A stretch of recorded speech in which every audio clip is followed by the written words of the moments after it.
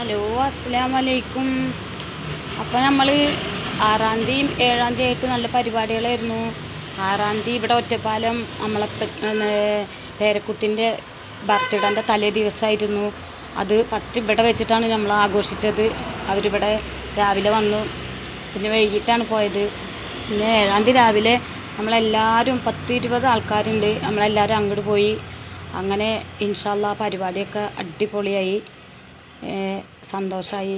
ഒരു മലയോളം ദുഃഖങ്ങളുണ്ട്, എന്നാലും അതിൽ കൂടെ നമ്മളെ പേരക്കുട്ടിൻ്റെ സന്തോഷങ്ങളൊക്കെ നമ്മൾ കൂടെ നിന്ന് സന്തോഷിച്ചു.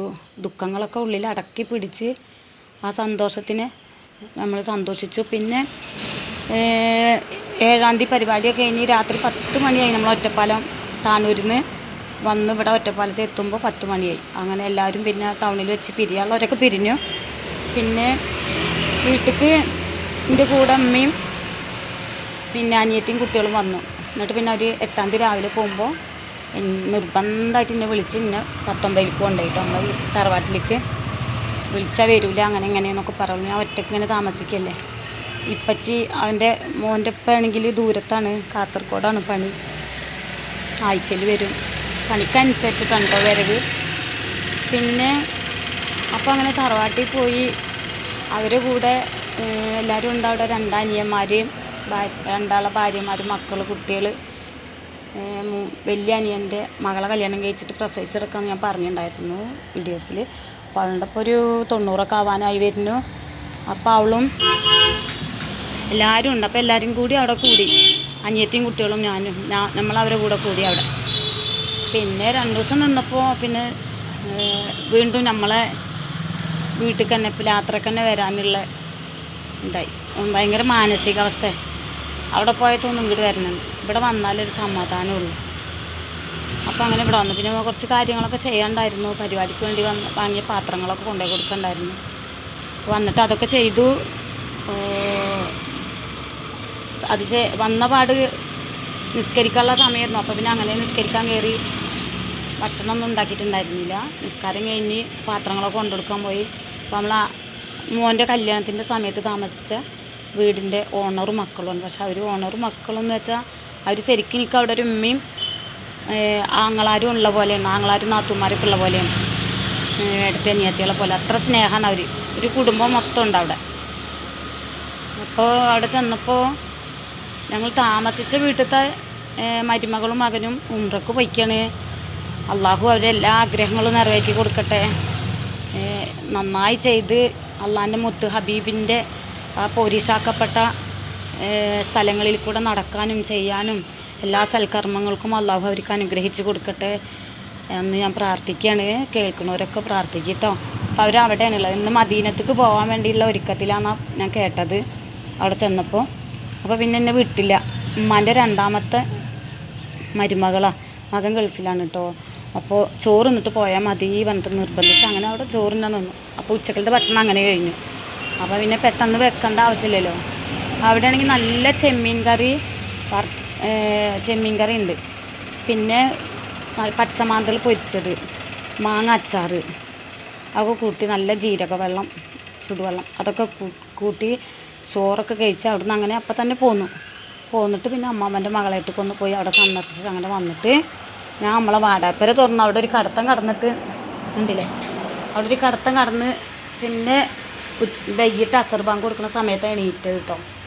അപ്പോൾ ഇനിയിപ്പോൾ നമ്മൾ വൈകിട്ടായില്ലേ. അപ്പോൾ മൂത്തമ്മാൻ്റെ മകൾ അവിടെ നമ്മൾ ഈ ഫ്ലാറ്റ് എപ്പോഴും കാണിച്ചു തരലില്ലേ, അതിൽ താമസിക്കുന്ന മൂത്തമ്മാൻ്റെ മകൾ രാത്രിക്കാലത്തെ ഫുഡിന് അങ്ങോട്ടാണ് വിളിച്ചിട്ടുള്ളത്. പക്ഷേ എനിക്ക് എൻ്റെ പെട്ടെന്ന് വേവണ അരി ഉണ്ടല്ലോ, നമ്മളെ വെള്ളരി റേഷൻ്റെ ആ ചോറ് ഭയങ്കര ഇഷ്ടം. കുറേ ദിവസമായി ബിരിയാണിയും ചിക്കനും മട്ടനും പറയണ പോലെ അങ്ങനെ ഇറച്ചിയൊക്കെ ആയിട്ടുള്ള ഒരു പ്രശ്നം കുറച്ച് ദിവസമായി, 2-3 ദിവസമായി മീനും. അപ്പം അങ്ങനെയൊക്കെ ആയിട്ട് എനിക്ക് ആ ചോറ് വെക്കണമെന്ന് അങ്ങനെ ഇൻഷാ അല്ലാ ഞാൻ ചോറ് വെച്ചിട്ടുണ്ട്.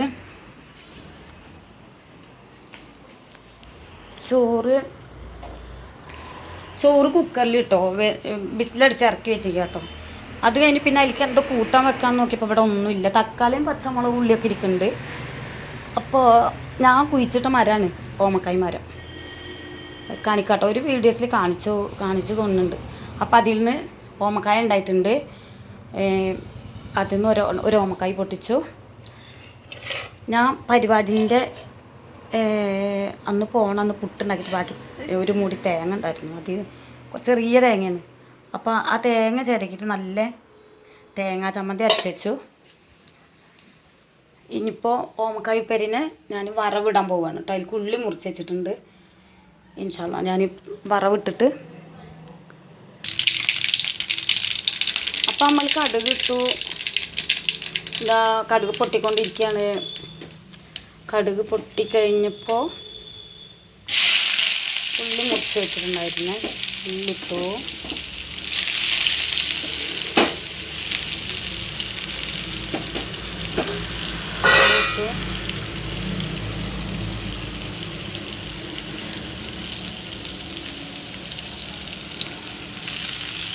റാപ്പിൻ്റെ ഇല ചെറിയ ഇലയാണ് കേട്ടോ. കാരണം നമ്മൾ കുഴിച്ചിട്ട മരമാണ്, അതിലുണ്ടായി വന്നതാണ്. ഒരു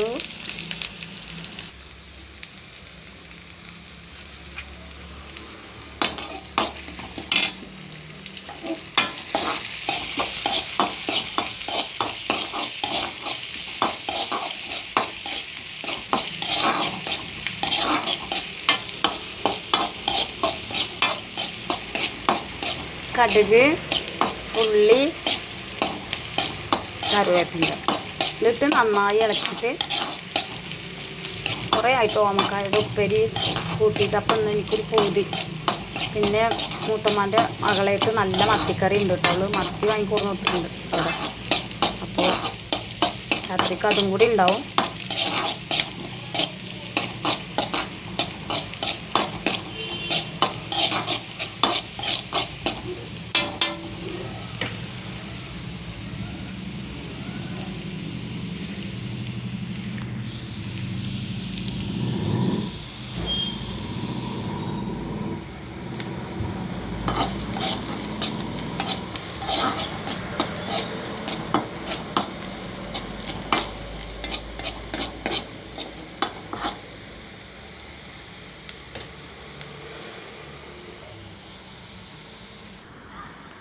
ഇതാണ് ഓമക്കായ ചെടി കേട്ടോ.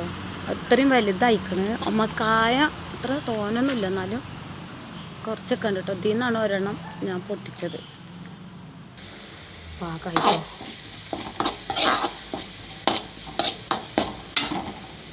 അപ്പോൾ ഓമക്കായയിലേക്ക് പൊട്ടും കേട്ടോ.